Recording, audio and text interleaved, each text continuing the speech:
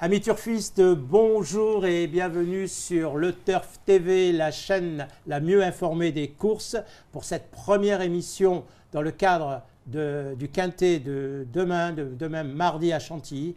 J'ai le plaisir d'accueillir pour m'accompagner sur le plateau mon confrère du journal Bilto, Philippe Thévenant. Philippe, bonjour. Bonjour Hubert, bonjour à tous. Voilà donc, comme je le disais, c'est une grande première sur le Turf TV. C'est la chaîne donc du site de Paris, leturf.fr, un site de Paris, vous le savez Philippe, où on peut enregistrer ses paris dès la veille. Donc on peut jouer au 5-5 par exemple. Et justement, demain à Chantilly, il y aura un 5-5 qui va fonctionner dans le prix de la Rodosto. C'est un handicap qui est réservé aux chevaux de 3 ans et plus, qui va se disputer sur la piste en sable fibré et sur la distance de 1900 mètres. Philippe, quels sont les paramètres à mettre en priorité dans ce quintet? Alors franchement Hubert, je pense que pour ce quintet, on va privilégier en premier la fraîcheur. La fraîcheur qui va être très importante dans ce quintet.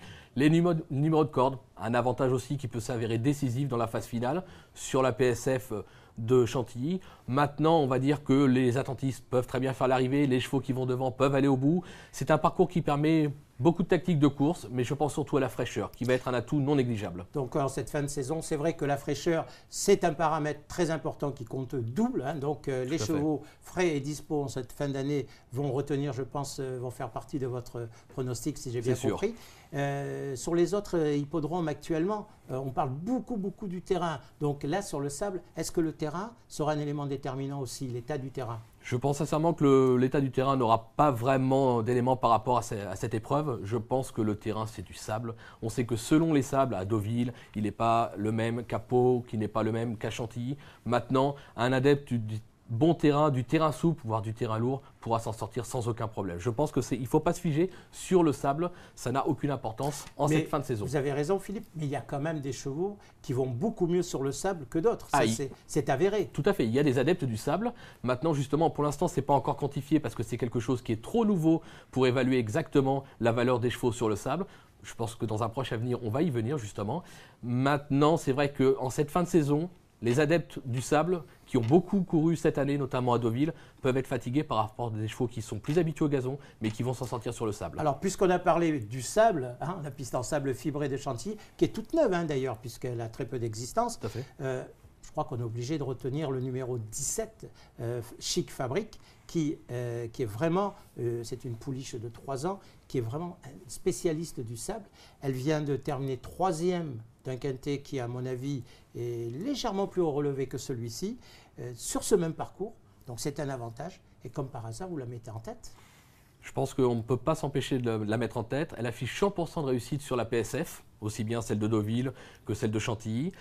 Elle est en forme, l'engagement est favorable, le numéro 17, un petit poids. Marc Lerner lui sera associé. Marc Lerner qui revient de blessure. Tout à fait, un excellent jockey qui est en confiance dans les quintets. Pour moi, c'est une favori logique. Et je dirais même plus, je pense que affaire familiale, bien sûr, avec Carlos Lerner. Qui est le papa de Marc Lerner. Tout à fait. Et qui fera donc partie des principaux favoris de ce quintet. Donc on l'a bien compris, le 17 Chic Fabrice, c'est une concurrente incontournable dans cette épreuve. Surtout que je vais rajouter un tout petit point, Hubert. J'ai nos collègues de Stato qui m'ont donné comme renseignement que sur les références, les courses références, on avait une excellente statistique sur les chevaux qui s'étaient placés dans le prix des Équidés à Deauville en octobre et le prix d'Alençon à Deauville en août. Chic Fabrique, à chaque fois, a conclu 3e. Donc, c'est 2 courses références qu'il ne faut pas rater. Alors, 2 fois 3e cette fois, c'est la victoire. Et justement, pour la victoire, on peut penser aussi au numéro 1, Talk About, qui est entraîné par Miguel Desangles, un entraîneur qui réussit très très bien. Ce cheval, c'est pareil. Il vient de finir 3e d'un quintet aussi très relevé, je pense qu'il était même plus relevé que celui-ci. Il a déjà gagné sur une piste en sable et il a remporté un quintet au mois de juin. Oui, donc c'est l'opposition directe à votre favori? Je pense que c'est l'opposition directe. Michael Desangles fait une saison remarquable, peut-être sa plus belle saison. C'est un cheval, certes, il porte 59,5 kg. Maintenant, je pense que le point ne va pas l'arrêter. De surcroît, Johan Victoire vient de se placer avec lui à ce niveau. Il sait en tirer la quintessence, je pense qu'ils peuvent doubler la mise et donner chaud à ma favorite. Très bien. Donc ensuite, je constate que vous avez retenu dans votre pronostic un cheval qui pourtant vient de causer une énorme déception, c'est Saint-Hélier.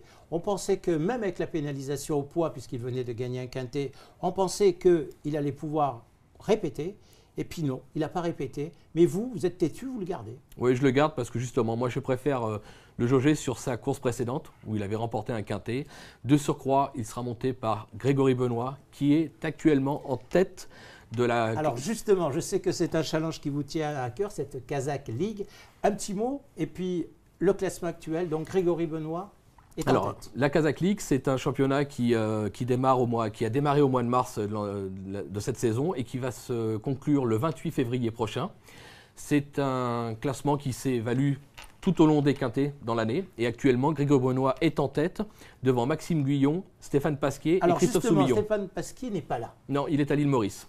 Donc il est à l'île Maurice et pour nos amis qui nous écoutent, il va disputer le championnat des jockeys de l'île Maurice ce week-end. Donc avec Olivier Pellier, ils vont former une équipe. Et Soumillon, lui, sera aussi mais pas dans l'équipe de France, mais dans celle du reste du monde. Non, parce donc c'est un très beau challenge et la semaine prochaine, on vous donnera le résultat de ce challenge. Et justement, Grégory Benoît peut se permettre, il est actuellement en tête, il a 1 point d'avance sur Stéphane Pasquier.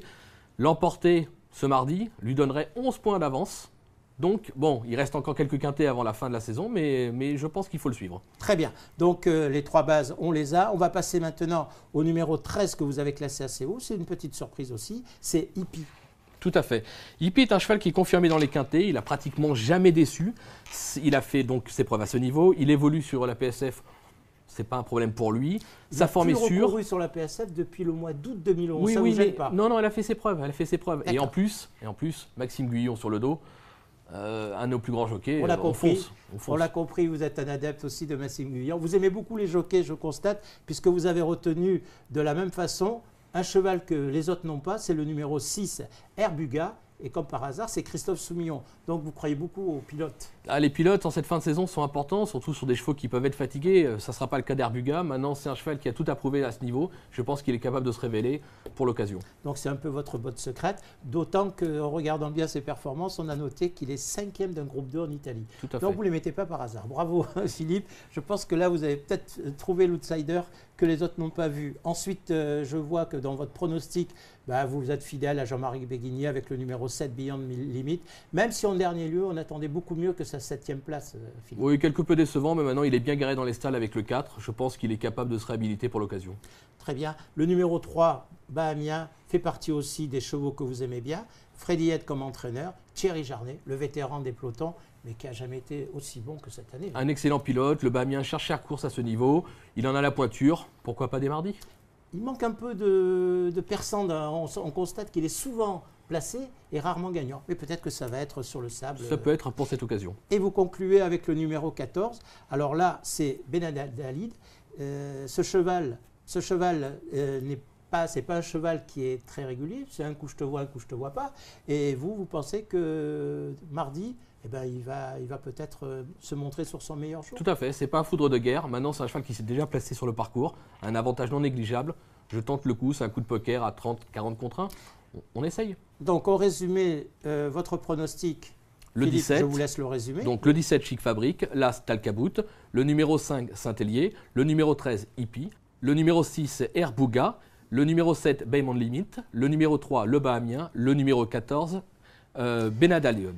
Alors écoutez, vous qui êtes un falimier, bravo pour votre pronostic. J'espère qu'il sera le bon pour le 5-5 sur le turf.fr. D'ailleurs, à ce sujet, je signale que sur le turf.fr, quand il y a 16 partants ou plus, le 4e est payé, ce qui n'est pas négligeable. Et on peut jouer pour 10 centimes. Et on peut jouer pour 10 centimes.